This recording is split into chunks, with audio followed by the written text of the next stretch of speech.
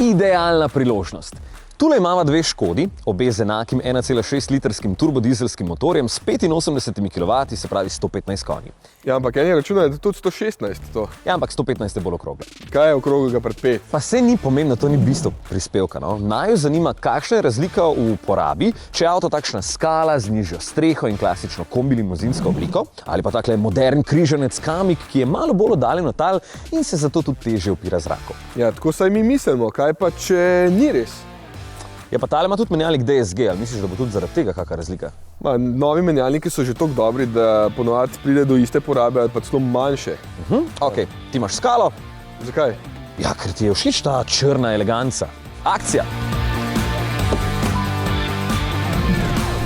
Ja, v resnici sem vzel kamik, ker sem že zadnjič rekel, da se ne bom več vozil z avti z ročnimi menjalniki. Ja, Lensen, ne da se mi, pa kapol. Zakaj ne bi avto tega delal namesto mene? Danes so ti menjalniki že tako dobri, da ne vidim niti enega razloga, zakaj bi imel ročnega, ker je poraba enaka, udobje med vožnjo pa bistveno večje. Ok, edina cena pri nakupu, ampak se splača. Najna trasa gre najprej skozi mesto, potem se peljeva po avtocesti do Šentruperta in nazaj po stari cesti čez Trojane do Ljubljane. Tovarna pravi, da moja skala poprečno porabi samo 4,2 litra na 100 km. Ha, me pa res zanima.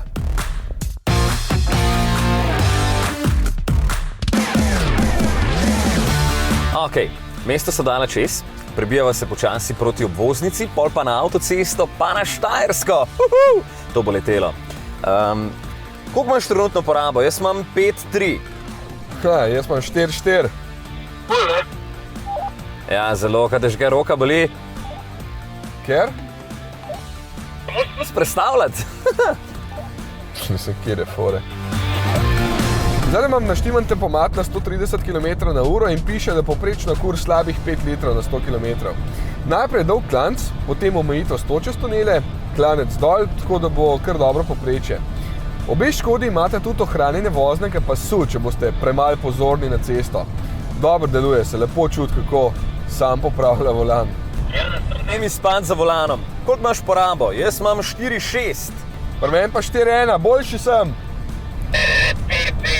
Predstavljaj si, da bi bilo to v velikem kriglu, to ni nič, ne?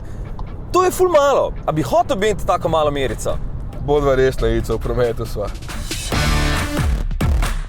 Zadnji del poti bo verjetno najbolj zanimiv. Tale cesta čez Trojane je dejansko fajn, ko ni obvoza zaradi del v predorih. Ni prometa in tako lahko lepo voziš v svojem ritmu in skrbiš za majhno porabo. Ja, majhno, ne nizko. In cilj, evo, poraba tukaj na navadni cesti do Lukovice 3,7. Super. No, moja pa 4,1, skupna 4,6, to pa 4,1. Ja. Razlike pol litra. Ja, lej, se je potrdila moja teorija, da je višji avto mačkam bolj požrešen. Ja, ampak je razlika tako mala, da niti omembe ni vredno. Se pa pozna razlika pri menjalniku, to se je videlo v mestu, kjer višina avta ne igra nobene vloge, ne? Imaš pa ti malo bolj razvito desno roko, ali kaj? Ja, mislim, to so pa leta izkušenj. S čim? Z menjalniki, ko smo ti slobutili. Pa varno za volanom. Ja.